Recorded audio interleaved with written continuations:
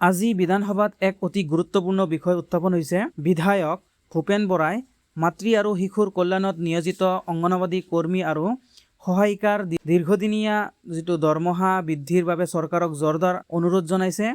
ইয়াৰ লগতে তেওঁ ৰাজ্যৰ অংগনবাদী কেন্দ্ৰসমূহৰ জৰাজীৰ্ণ অৱস্থা আৰু জৰুৰী মেৰামতিৰ বিষয়টোও সদনত উত্থাপন কৰে। আহক বিধানসভাৰ সেই বিশেষ ভিডিঅ' ক্লিপটো আমি একেলগে চাওঁ।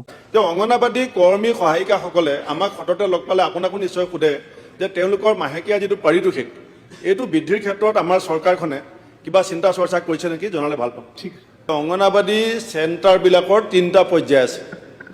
এটা অতি সুন্দৰ হৈছে, দেখিলে মানে নয়নভিৰাম অতি সুন্দৰ, আৰু এবিধ আছে চলি আছে ঠিকে আছে, আৰু এবিধ আছে অত্যন্ত দুৰ্দশাগ্ৰস্ত, মানে ক'ৰবাত চালি নাই, ক'ৰবাত মজিয়া নাই, ক'ৰবাত বেৰ নাই।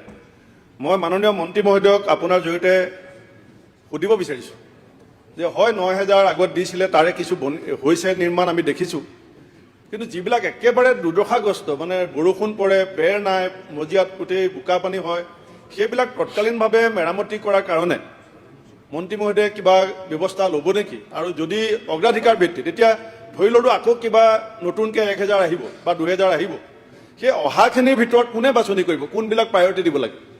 কাৰণ প্ৰায়ৰিটি কথাটো আহিব লাগিব। কাৰণ এতিয়া ধৰক এই ভেৰগাঁও সমষ্টিত তেখেতে কোৱা মতে 400টা চেণ্টাৰ আছে। ঠিক আছে, আশা কৰিছোঁ ছাৰ, 1 মিনিট কৈ লৈছোঁ, ধৰি ল'লোঁ 200টা বনালে, বাকী 200 যে বাকী আছে তাত যিখিনি অতি দুৰ্দশাগ্ৰস্ত সেইখিনি অগ্ৰাধিকাৰ। দ্বিতীয়তে ছাৰ আৰু এটা কথা, ভিডিঅ'টো কেনে লাগিছে নিশ্চয় এটা কমেণ্টত মন্তব্য দিব।